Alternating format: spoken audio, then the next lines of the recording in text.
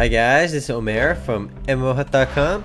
I'm the first impression gameplay video for the browser game Shakes and Fidget. This is Shakes and Fidget the game. Now I'll spend about 5-10 minutes running around checking the game out, make some comments. If you guys want to play Shakes and Fidget or just learn more about it, check it out for a review on the link below. Now this is a browser based game and there is really no music in the background, so I'll just throw something in randomly. Now this says Shakes and Fidget the game, and the actual Shakes and Fidget is a webcomic or web series and very popular in Germany that sort of parodies World of Warcraft and other fantasy games. So here we are in our character creation. You can choose male or female. As you can see, the art style is pretty interesting. It's actually pretty random. Elves frolic around trees, have pointy ears, and are pretty swift. That's actually a really good way to describe elves. We got humans like you and me, known for dependable everyday heroism. Of course, I'll take that. And you can read descriptions if you want for fun. We got warriors. Warriors are into heavy metal and carry the biggest weapons. Well, they are into heavy metal in terms of what armor they use, so that's pretty interesting. Mages mumble incomprehensible but quite destructive spells. Scouts prefer shooting pointy things from a safe distance. So yeah, I'm gonna play a human. I like the eye patch with the happy face on it. Change your eyes around, change your eyebrows. There's actually a lot of options to play with over here. I'm gonna go with the eye patch because I like that. We can change our ears around, keep the black hair, change the chin a little bit, and keep the eye patch with the happy face. And I'm gonna go ahead and click save. Though you can play 8 different races over here and 3 different classes. Alright, let's click save and let's enter the game. I have to make my remote. I get to make my account right in front of you guys. Okay. So here we are in the game, sort of town area over here. Let's see what we got. Let's go to the tavern and check this out. Now, this is a very slow-paced game, which you guys will see in a minute. Let's go talk to this dude over here, and he gives me 3 different quests to do. And these don't really matter because they're just sort of random. And you can see the rewards right on the right side and how long they each take. Let's go for a short one, 15 seconds. So let's click accept. So now basically we are traveling to our quest location. So it takes 15 seconds for this quest. This is probably the most annoying aspect of the game, but I'll go into this a little bit more later. And it should be done in 4, 3, 2, 1. The 11th elf is the name of this quest. And now we get to fight Sturdy Swashbuckler, and we just one-shot at him. So you finish your opponent, and I gain 4 silver for the quest and some experience points. So I got my little award over here, and now we can go right back to the tavern and do more quests. So every time we talk to this dude over here, it's a different guy like almost every time. He has 3 different quests to give you, and they each have varying different rewards. They each take varying amount of times as well. So let's do this one because it gives the most experience. You can see the rewards right away as well. So let's click accept and get this quest. The quest descriptions are pretty interesting and they can be funny sometimes, so you might want to read them. So you have enough. You start with some premium currency in the game called mushrooms. Now you can just click skip and you instantly skip the waiting time and you get right into the battle. So it looks like the way the game works is there's a wait time to travel to the location, and then you get to fight the monster at the end, or the boss, whatever you want to call it. And if you want to use premium currency, the mushrooms in the game, you can kind of skip the wait time. Early on, the wait time is not a big deal. Let's put this stuff on because it's only like 10-15 seconds. Later on, the wait time can get into the minutes, and it can get really absurd. I don't know why this guy is holding a block in front of him or a piece of wood. And we got a quest over here. These are all 30 seconds, so you don't have to wait too long again. But let's go ahead and do this one. Let's accept. So this is very wait-oriented. You kind of just click the quest and wait. It can get really boring. Though it's fun that you start with 15 of the mushrooms early on and you kind of skip this right away. Though I recommend you save those points for later on when the quests take a lot longer. You want to save these for like when quests are like 2-3 minutes long. That way it actually makes it worth it, or even 5-10 minutes long later on. So I got more awesome stuff, and I am level 2 now. And with the money you earn doing quests, you can kind of pump up your stats. It costs money in the game to actually increase your stats, so I can increase my strength for 25 silver, now it's 30 silver, and we're going all out with that. And I'm out of money. You can go to the arena as well to PvP with other players. I can PvP that guy, let's go, okay. And I'm owning this person, let's see. He's actually a wizard. I just like 2-shot her, or him, whoever. You get 100 honor for that. So basically, as you complete various objectives in the game, you gain these little points down over here. If I invite friends, I gain points in this. If I get points in bravery or honor, which you get from PvP, I get points there. If you earn 1 gold, you get this one. But as you complete quests, you gain this one, which is the most important.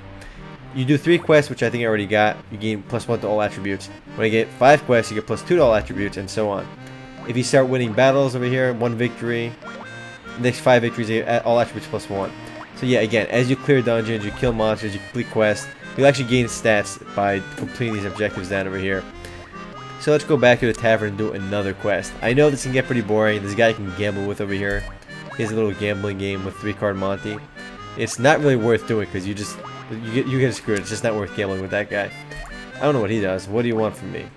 I can get drinks from him. Alright, well, it's a bar. It makes sense you can get drinks. This is my thirst for adventure. It's just kind of how long you can play the game. You know, you can see this quest. This one takes minus 1.5 thirst for adventure. And as my thirst for adventure runs out, I can't quest anymore. I gotta kind of just go AFK or just wait till tomorrow when the number resets.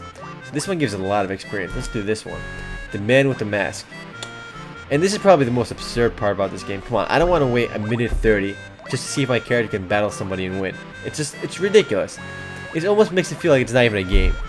Though, I guess this is one of those games you really don't play like just staring at your browser. You just click this and then minimize, and when it's done you'll see the results. Because you don't have to be like in front of your computer when you do this. So, I guess it's I don't want to say it's unique because it's not, but it's a little bit different because, you know, you don't play hands-on, and I guess it's stupid that you can pay for it too then. I mean, it just makes it absurd because the guys who end up paying end up becoming the most powerful characters in the game. But this is a problem that affects a lot of browser games, so this makes me appreciate games like RuneScape, which are much more balanced with the cash shop. But let's go ahead and skip this, I don't want to wait for now. And you can see me fighting this Basilisk. Early on the game is pretty easy because these guys have not come close to touching me yet. I own these guys. While pummeling your enemy with your left hand, you politely cover your mouth with the right one while you are yawning. Ha ha ha. I gained 63 silver and 440 experience. We go to the city guard as well and kind of work. And you can just, let's see, whoa, what is this? Get a real job. It's what you've always wanted to avoid. That's true. I've always wanted to avoid that. So let's work for 1 hour and see what that is. So yeah, that's a real life hour it wants me to work. So I guess when you want to go AFK and you don't want to do anything else, you just put this on 10 hours and you minimize your browser and hope it doesn't crash. Because if it crashes, you just wasted your whole, the whole time.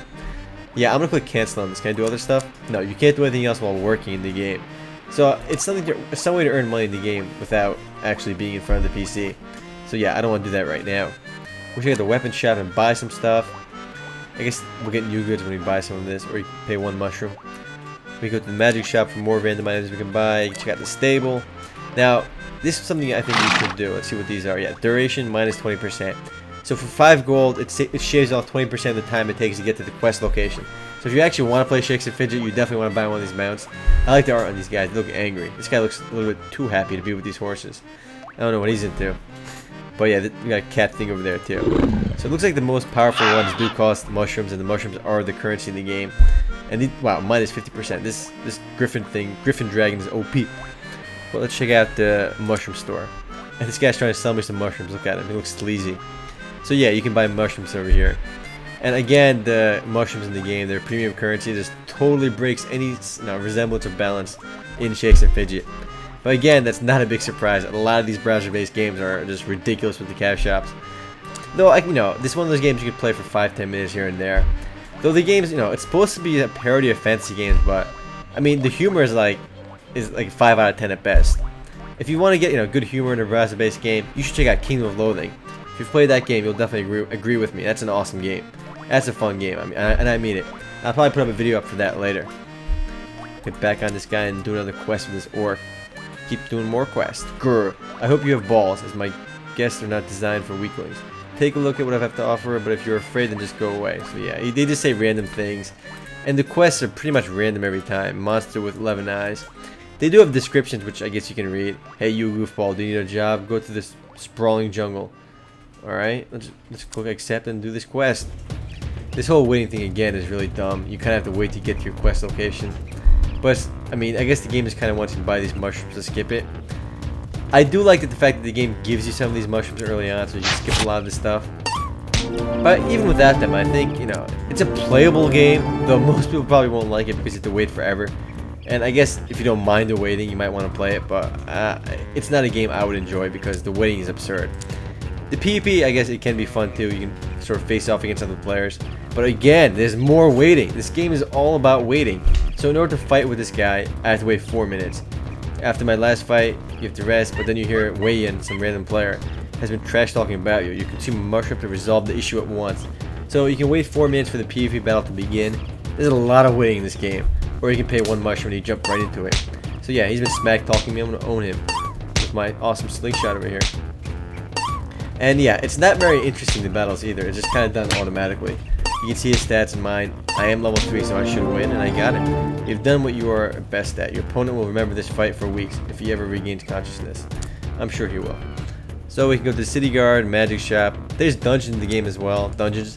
But you have to unlock these by finding keys. So there is at least some, sense of progression in the game. And the quests do get harder later on, though never really too difficult. Kind of want to venture in one of these places, but I can't right now. We got Hall of Fame. We got some people playing the game. My rank is 78,000. Awesome. I mean, this game is actually really popular in Germany for some reason. I mean, really popular. Probably because the Shakes and Fidget comic itself is popular there. So, I mean, there's got to be something to it that I might be missing. So there's guild system, mail system, character. But yeah, it's a pretty basic on an all-around game. Anyway, guys, if you guys do want to play Shakes and Fidget or just learn more about it, check it out, full review on the link below.